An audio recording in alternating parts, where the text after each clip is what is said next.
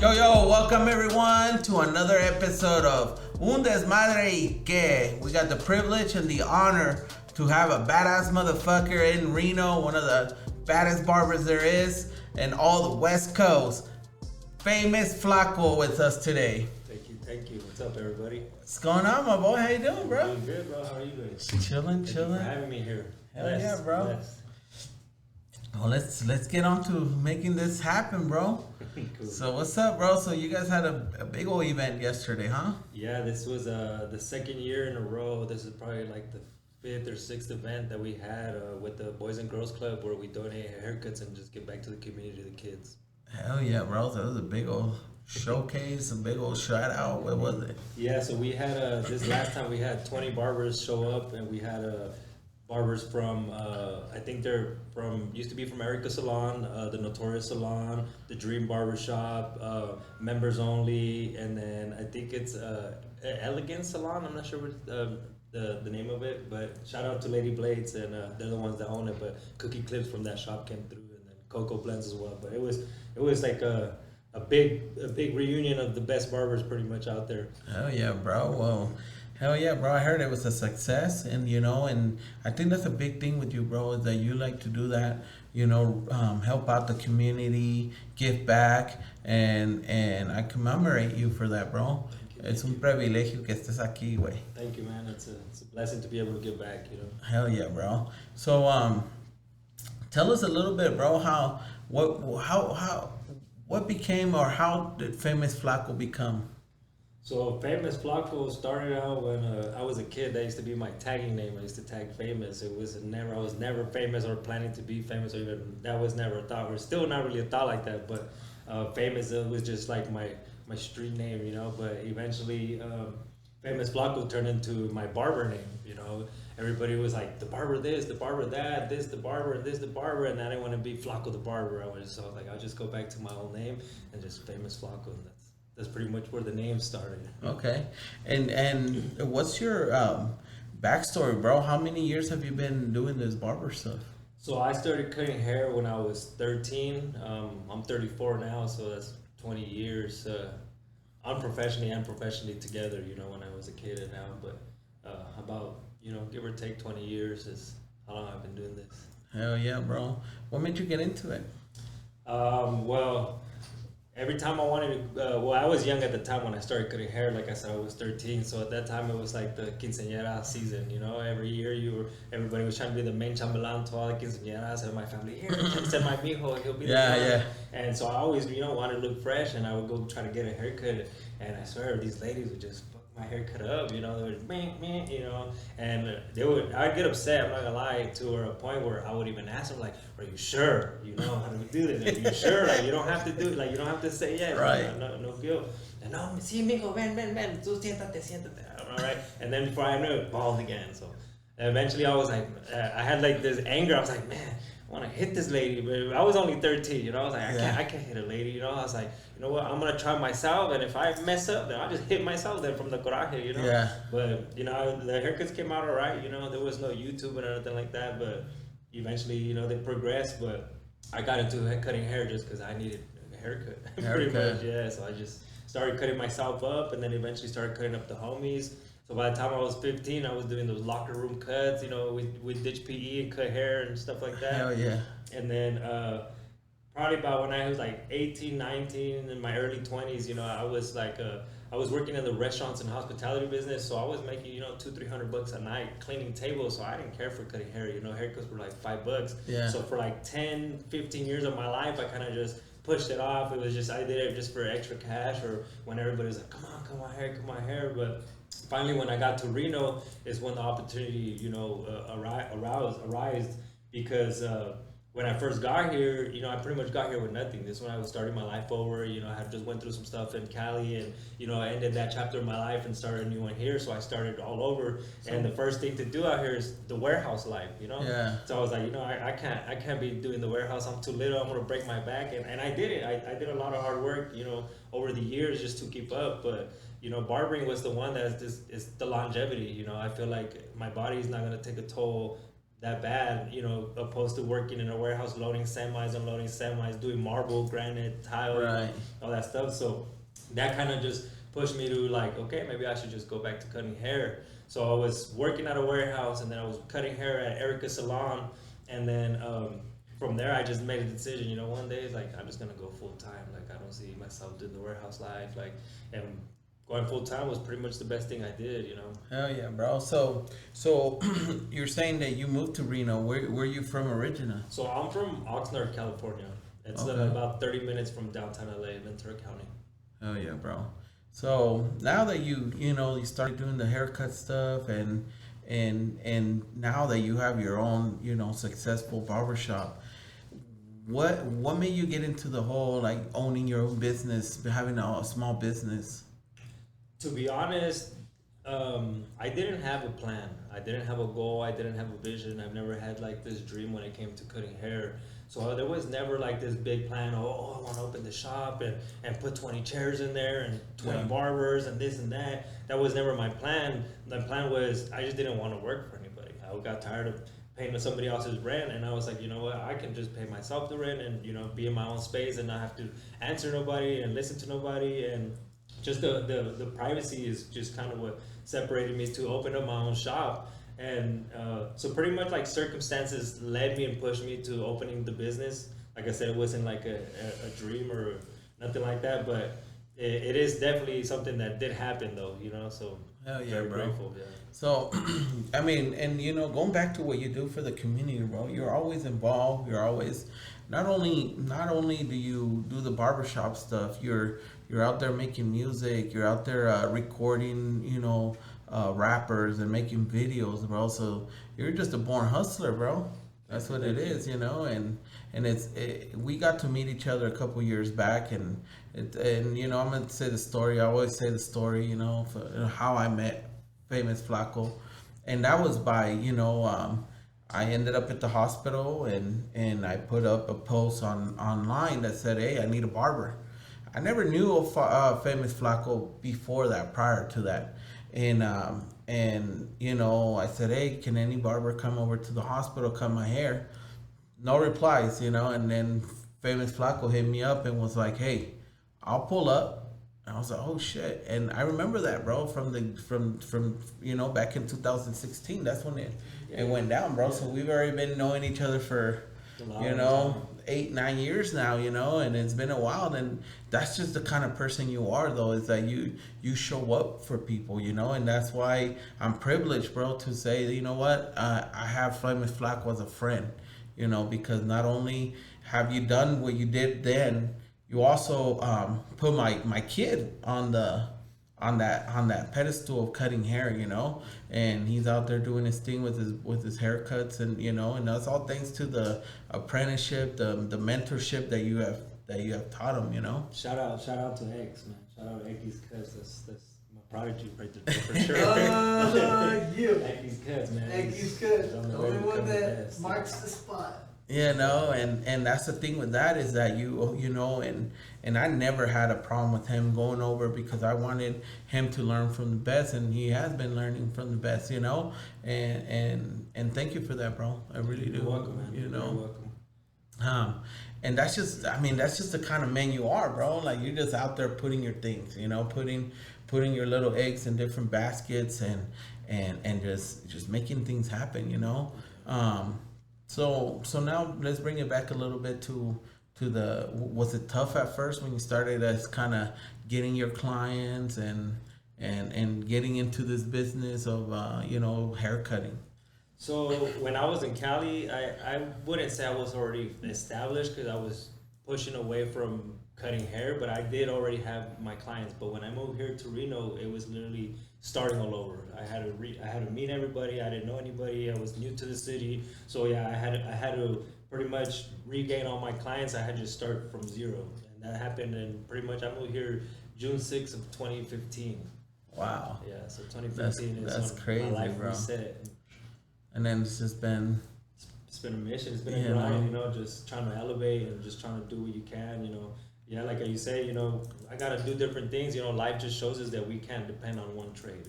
We can't depend on one thing. You know, I don't think I'm that old, but I've been around for a while. You know, when I first turned 18, you know, the economy hit. The economy crashed, and I first felt like, man, my first day being 18, I'm already set up for failure. You know what I mean?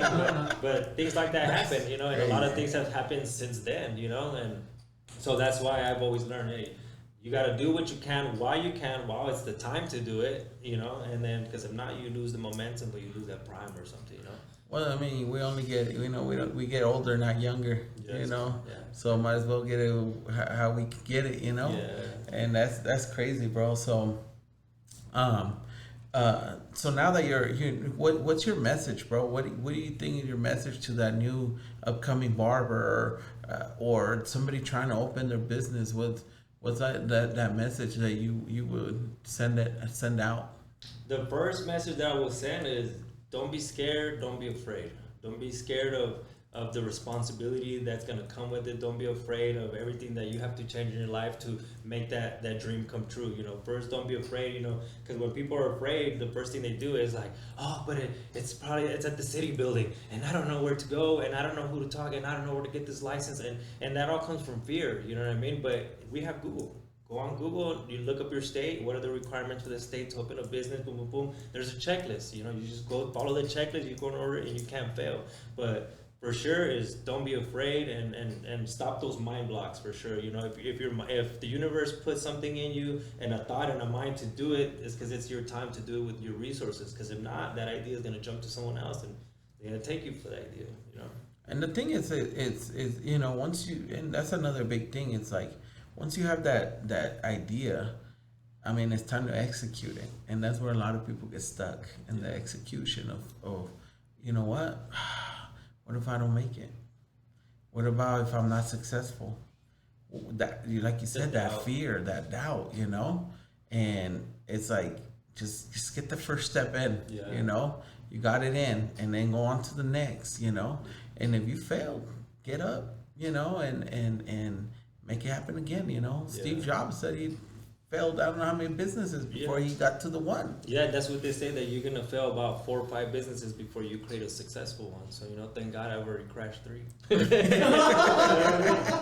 businesses are out, but you know that's what we work it. You know, it's a numbers game. It's the odds, and you know. And that's the thing. It's not really, you know, that you failed in them. It's, I think they're like learning lessons. Yeah. They're lessons of you know what, now that cup isn't fully empty now. It's half empty. Yeah. You know.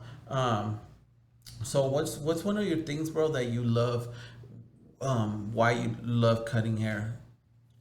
So there's a few reasons why I love cutting hair. At first, I liked the fact that it was easy money. It was quick cash on the spot. But then when you actually get to meet your clients and then you become like a family with them, you know, you bond with them, you get to know their stories and everything. And just by being able to listen to them and give back in your opinion and your advice and your little therapy session, and you get to really know the human being that you're dealing with. So eventually it's not just the haircut, it's the whole, it's pretty much like a whole session that happens, but you really get to know your people. You know, you get to see, man, these people, they have a heart, they have struggles, they have a life, they have kids, they have situations, they have everything just like us. You know, we're not the same, you know, and they might be better off or we might be better off, but we're on the same journey, which is different places in the path. You know? Yeah, and that's the crazy thing about, that's one of the things that I admire from, you know, the barbers and you guys doing what you guys do, because at the end of the day, bro, like you guys change people just with one haircut. Like a person can have a crappy day and then you get them all cleaned up, get them nice little clean fade, and it's a whole new person.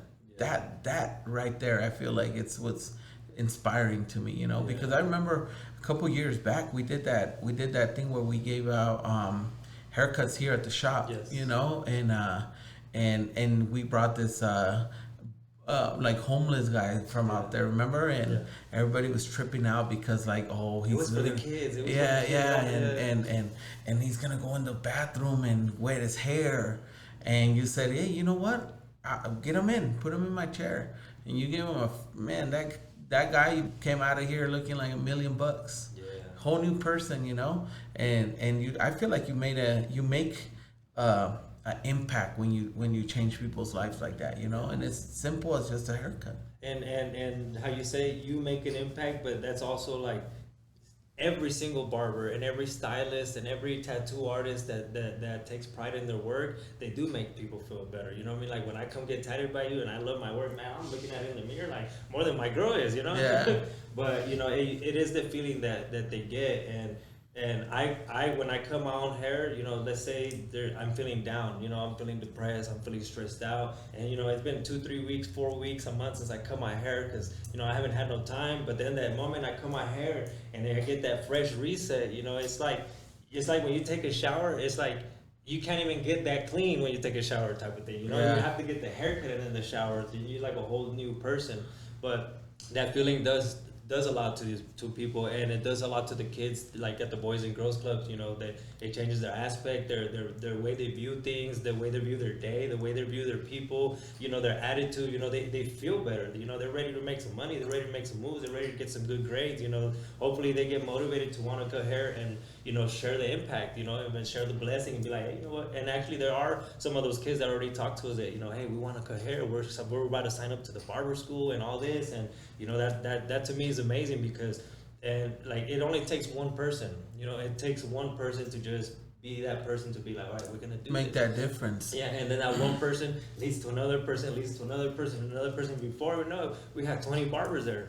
Yeah. You know, and that's pretty much what's amazing, because they all see the impact. And that's a big thing, bro. Especially, you know, when you're you know, we come up in our culture, you know, being Latino, being Hispanic, whatever, you know, all the pronouns, whatever. I don't know what all they are, Latinx, all that stuff. But the thing about that, bro, is that we come in from a childhood poverty, you know. And I mean, it's everyone, you know, those ones that come up in that poverty lifestyle, you know, and you're out here making a difference to these kids because you've gone through that. Yes. You know, you've already walked the shoes they're walking. Yeah. You know, and that's what makes the world a better place, is by having people like yourself that are out there putting in that work, you know. And like you said, it just trickles down to the next and the next and the next. You And just pretty much gotta fill in those gaps, you know what I mean? Like when you think about your journey in life and everywhere that you struggled and every situation that you had setbacks, what could have helped you in those situations? What could have made it easier for you?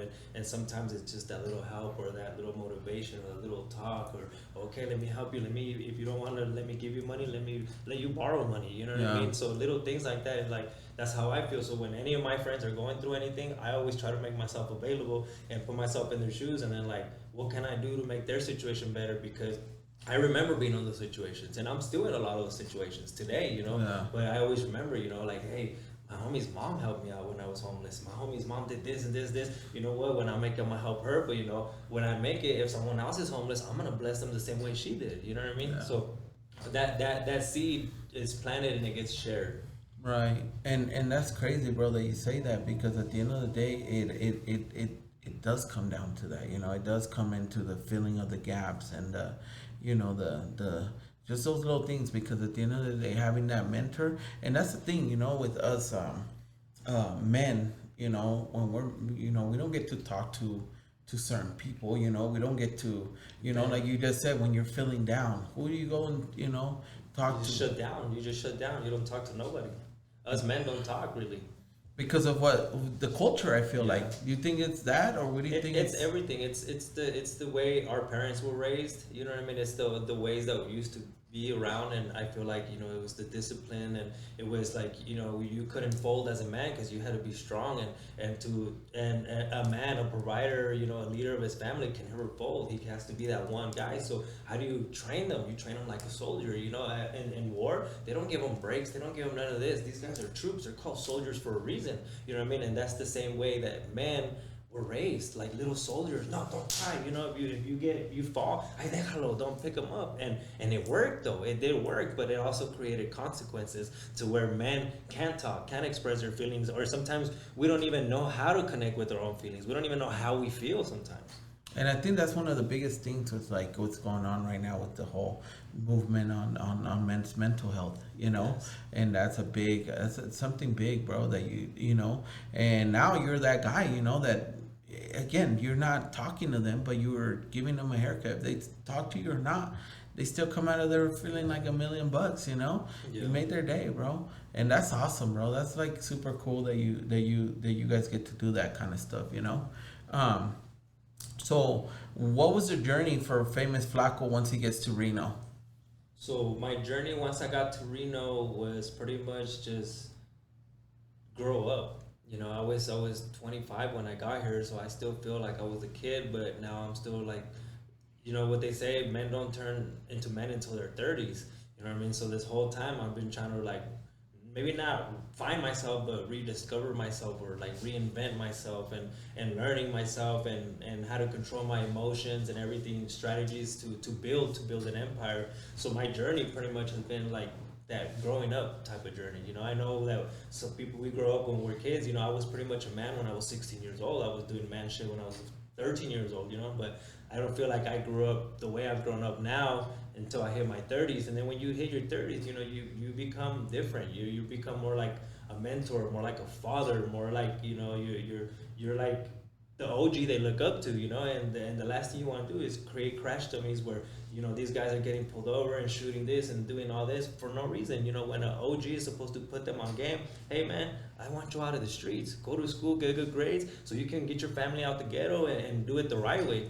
But instead, they're getting misled. Nah, this is do it this way, because we've been brainwashed for generations. You know, my dad was a gangster. My grandpa probably was the same way, and it just the whole thing. But when you get older, you have kids. Your mentality changes. You know, so my mind's been changing in that. That's crazy that you say that because that is a thing. I feel like that should be the mentorship of these OGs. You know, to be able to it's I don't remember who I was talking to, but I was talking about. Finances, you know, and they don't show that in school They anymore. don't. I think we were having that conversation. Maybe, yeah. We were having it. You know, and it's crazy because they don't teach you that. Yeah. You know why? Because it's like you said, they want soldiers out in the world to, you know, to be slaves out there, just, you know, working to a system. They You want know, to control everybody with debt, pretty much, and it's horrible. But, you and know, that's stay cool, woke. bro. That you're putting in work out there, and I mean, not only with the Boys and Girls Club, you're doing it with like the Juvie program, With the Jan Evans, yeah, the foster Janet, kids as well. you know, the foster kids, and that's just nuts, bro. Because again, it's like these kids, they don't see anybody. They're only seeing authority, Yeah. authority, and then you come in and you're like, no, there's more to that. You know, there's more to life. There's more to looking forward. You know, Yeah. and now that you tell me your journey now coming to Reno and growing up, do you have that mentality of a self-made mentality, or are you more of a like you had people along your path that gave you those opportunities? It was both. It was definitely both. You definitely have to be self-driven. You have to be self-motivated. You have to be encouraging yourself. You have to be disciplining yourself. You have to pretty much be your own. Like if you go to the gym, you're a trainer. You know, you have to be your own dude because no one else is gonna do it for you. Number one, no one else is gonna do it for you. So it's okay to take some of that credit, but at the end of the day, nobody's ever paid none of my bills. Nobody's ever done nothing that I didn't pay for. You know what I mean? But anything that people have helped me, those definitely like I'll remember forever. And it's not. I'm not saying like I'm gonna pay them back, but I'm gonna bless them back when I can. Like those are things that I've never forgotten, and They're imprinted in your mind. yeah, those people are like huge stepping stones into my success and to where I am now. So I'm forever grateful to those people. But it's half and half. You know, you can't just have good people and you not do nothing with it. And what happens with a bunch of these kids that their parents buy them cars and pay their internet and pay their apartment and do all that, but the kids just get spoiled in it and don't learn the discipline, don't learn how to make money. You know what I mean? So you know, you gotta have a balance. You know? And that's the correct word, having a balance, bro, because at the end of the day, that's what it comes down to, is having that balance, you know, and that's one of the things that life teaches you. Sometimes some people learn that early on, some people don't learn that at all, and some people learn in halfways, you know. Yeah. But again, like those are those imprints that the life puts in front of you to be like, okay, this person reached out, this person helped me, this person, and like you said, bless them, bless them. There's, you don't have to bless them with money, but you do bless them by now we're open to social media where you give them a shout out. It's like we were just talking before we came into the podcast. It's like the fact that, like, you have a business, and as a friend or as a family member, you should be helping your, not by getting a free haircut, not by getting a free this or free that, and if you do give a free haircut, give that guy a shout out, promote him, share his story when he's looking for somebody that's out there, he have an open availability. Hey, my boy's got an open availability. You guys need a haircut. Those are things that you can do as a person to help out. Like you said, it doesn't cost you anything. It does not cost you nothing. But then you got them magical word, right? Of them haters. The haters, right? Yeah. And one thing that you made me realize, and I didn't really know about this, but it's when we started hopping on TikTok, and you're like, bro, I hop on TikTok and I get so many more viewers and people interacting because it's people that don't know me. But you go to Instagram and it's all the people that know you, and they don't even like it, and they don't even share it, and they don't even comment. They're just lurking. So what's the point of even promoting on those platforms that the people are not even gonna like share or promote you back? And it's crazy because there's that saying, right, that says, strangers always show you love more than the people that are next to you. And I mean those are facts, but I feel like that doesn't stop you though. I feel like at the end of the day you gotta have those kind of people. You have those people that have that negativity. Yeah, I feel like you gotta have a connection with the greater source. I don't know who everybody else is God they believe in, but I believe in God, and I believe that's He's the one that programs us to be this. We have to share the blessing. We have to give back. We have to, we have to. That's the love, the communion. Like this just yesterday, man. To see my community come together, like that was so amazing and so inspiring. Now I'm like, man, when you guys have events, call me. I'm trying to go and help you guys, and let's just do whatever we can. But that's how you start planting those seeds, like you said. Because I know that you guys did this the second week. The first week, it was just DNX. It didn't go down as good, right? It didn't. But hey, again, you got the ball rolling. You got the ball rolling. Now the first week it didn't go as good, but the second week everybody showed up. Okay, that's fine. That's great. That's all that matters. The fact that it happened. So now that you come into Reno and you're in Reno, and now. What was the first place you started working, like cutting hair? So the first place I started working was at Erica's. Shout out to Erica's Beauty Salon.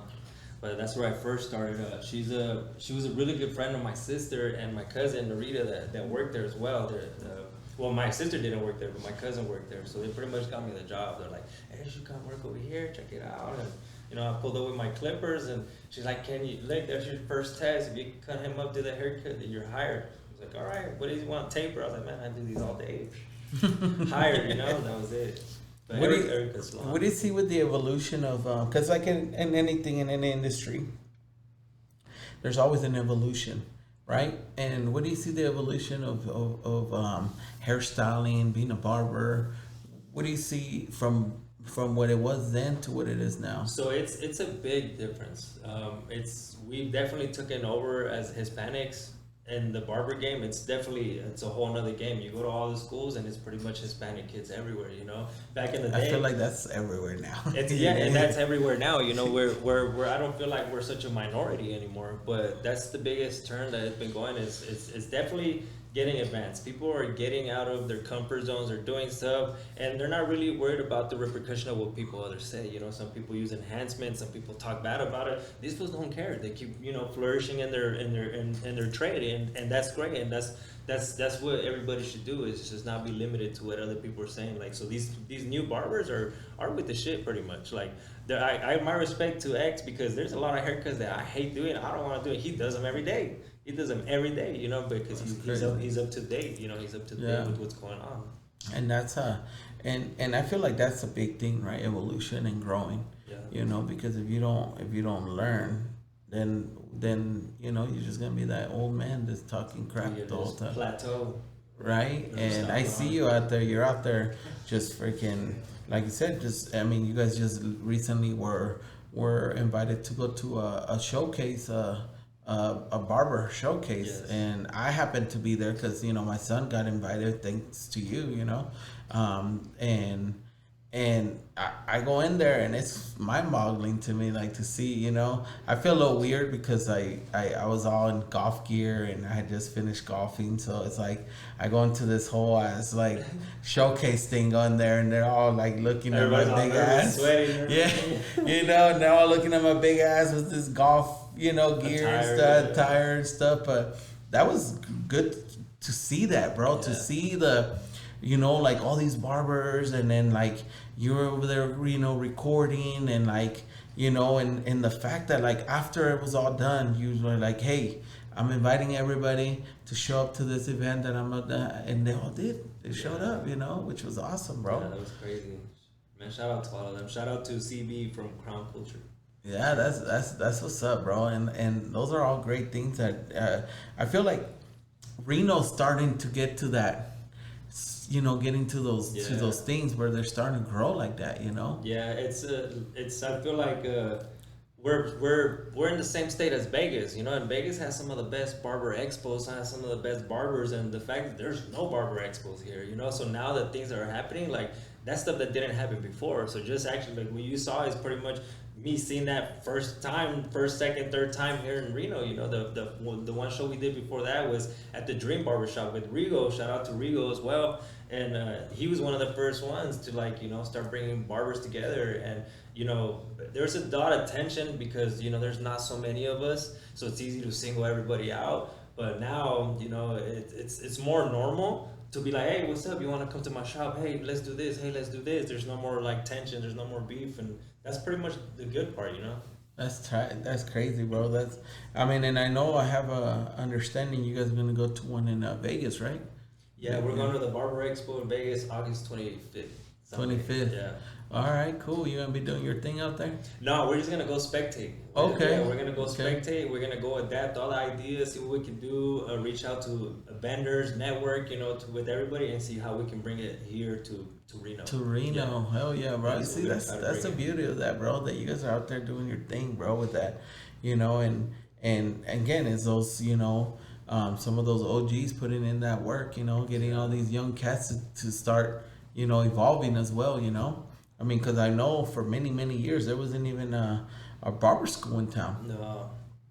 you know, Yeah. and now I think there's three. Yeah, that's crazy. You know, I mean, they're all seeing the growth. They're all seeing the potential. You know. Yeah, and you know, shout out to them, you know, because it's not easy to open up a school. It's really hard. You need a lot of capital to open up a school. So for them to open up schools, they had to go against a lot of, you know, barriers and bridges, and they had to do a lot of, you know, just to open the school, because a lot of the barbers that here, they had to go to Vegas, they had to go to Sacramento, they had to travel, they had to change their whole lifestyle just to make that dream happen. So for them to be able to just, hey, I'm just gonna go to Sparks, I'm gonna go here to Reno, you know, that's pretty amazing. That's opportunities that everybody should take advantage of if this is what you want to follow.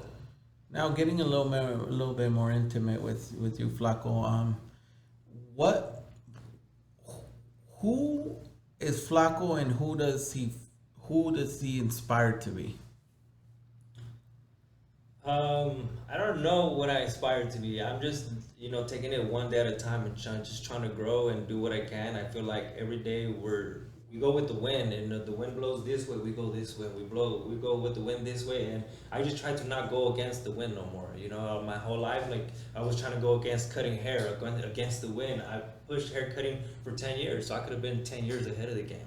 Right. You know, so that was a huge setback in how we're going. What was my message to people not being afraid is, don't hold yourself back. Take that step now, because you can cut hair for now, and then you can do something later. You know, so you're gonna be up ahead. Don't waste your time. Just do whatever you want to do, whatever business you want to follow, whatever. Just do it now, because that's not what you're gonna be for the rest of your life. You know, Yeah. people are like, oh, I don't want to be a plumber forever. I don't want to be like, no, you can just do that for now. You open up your own business, and then you open up a different business, and you're an entrepreneur. You know, you're not bound by what your trade is. You know, Right. your potential is unlimited. You know, the research is there, the knowledge is there. We go to sharing the blessings, sharing the knowledge. The knowledge is the blessing. You know what I mean? Right. Like, there's a lot of people out here that know that there's so many resources for illegal immigrants to get what is it when you can get into the university, DACA. where you can The like scholarship? a scholarship. Yeah, so they Scholarship. give you scholarships for illegal immigrants if you're the first generation to graduate, things like that. So me, I don't know none of that stuff. I didn't know none of that. So if people tell me, hey, you can go to this office and you can look at these things, that knowledge right there will help so many people. So if you're one of those persons that has this knowledge and that you can help other minorities and people in the community, share the knowledge. Be like, hey, you can go to the welfare office, you can go to the food stamps office, you can go to the post office, you can go here and here and know the resources. Because when it's about certain things, I'm pretty ignorant, and I'm blessed to have people like you and other my mentors that have shown me the way. You know what I mean? Yeah. So you guys didn't hold back any knowledge. Every time I come here, you're talking to me all these stories, and you're telling me how leveled up you're on, and how you just got leveled up on this and this and this, and I take that with me every day. So that's part of the thing, is share the knowledge. You know what I mean? Don't hold it back. You know, the knowledge is, you know, they say the game is not to be told, is to be sold. But we're the same people. Why am I gonna hold it back? Why am I gonna hold you from success when I can help you? You know And what I mean? that's a big thing, because at the end of the day, share the knowledge. That don't mean you're gonna do it. Exactly too. You know what I mean? Because there's doers, and then there's dreamers, right? There's talkers and talkers, right? And now talking about the mentorship, who's your biggest inspiration? Who do you look up to? I look up to a bunch of my different friends. I look up to you. I look up to a bunch of people that are doing what I'm trying to do. If I'm trying to open business, or if I'm trying to be in business, my good friends in that are business owners. You know, you got to surround yourself with what you want to be or what you're trying to learn from. You know what I mean? So I feel like my biggest mentors here have been pretty much a lot of the business owners here in Reno, that they're Hispanics in the community. Even when you come down to Lino from Mundo Latino down here, that guy's put me up on so much game, and people don't even realize how much game that guy has. You know what I mean? He owns half the damn block down there. Yeah, You know? that's true. I mean, I get to talk to him here and there, and sometimes they've been good conversations, and sometimes they've been not so good conversations, because my business used to be right next to his business, and he'd get all mad about parking, so Dumb stuff, yeah. But he's doing it, he's Yeah. making it, and shout out to him, because at the end of the day, that's a old OG doing he He's just doing it now. he just built a big old house, and he's got the the big mansion. I've never met somebody that I know that has a mansion, so he's putting in, he's putting his stuff, and and it's crazy that you say that, because at the end of the day, that's exactly what our parents used to tell us, te juntas con cholos, You're gonna be there. that's that cholo way, and that's one of the biggest things. It's like, if you want to get to something or want to be somewhere, surround yourself by those people, and inspired to be those people, because guess what? There's 10 of you and 9 of them already became millionaires. They're all staring at you. Why are you not there? So they'll push you. They'll push you, and they're giving you everything. The tools and the abilities to make it happen. But at the end of the day, it comes down to you. You gotta have that other balance where you gotta do it. You gotta have be to do it, Self-motivated, self-disciplined. You gotta. Because you get it. There's this new generation of kids that feel like everything should be on social media, and that's where they should put in all their work, and they think that they want to cut corners. No, there's no cutting corners in life, man. And you don't want to cut corners. You want to do it the long, hard way, bro, because that's the best way. That's when you have the most pride in what you do. You know what I mean? I'm not trying to cut corners on a haircut. I'm not trying to, just do one side, you know what I mean? Just so you can be in and out in a certain, you want to do the best that you can. Sometimes it don't matter how long it takes, Yeah. And anything, I've talked to a couple of people and stuff, and at the end of the day, it comes down to even to me, when you see a bum in the corner of the street, that guy's putting in work. You know what I mean? Yeah. Like there's, don't say, oh yeah, he's just in the corner asking He's for money. collecting. He's collecting. And I mean, because I know I wouldn't be over there. I couldn't do it. I mean, then again, maybe the possibility for I'm starving, and I definitely do it. But that's that. We've been there. Yeah. Having that starving. That's a big motivator right there. Being starving, that's a big motivator for sure. Eating WIC cheese and government cheese and all that crazy shit. So it's like we know what it was being down there. But it's harder to stay on top. They say when you climb that mountain and you're up on the top, it's harder to stay up there than because now you got a lot of people. I feel like, and that's why it goes back to you got to share the blessing because we're not always going to be on top. And we've clearly seen that every year it's seasonal. We go up and down, we fluctuate just like the economy, just like the stocks, same thing with us. Some days we're good, some years we're bad, but we have to expect that we're going to crash every once in a while. That's why we got to save our money and do our things like that we're learning, but we expect that we're not ever going to stay at the top. Exactly.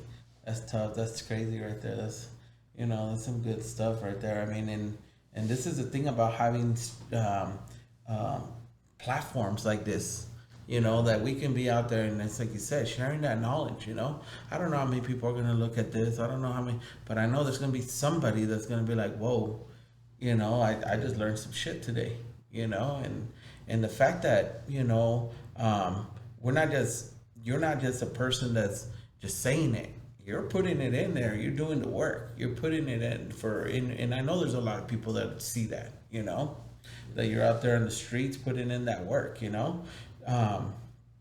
So now that we have, where you started working at, how long did it take you to say, okay, now I'm going to open my business?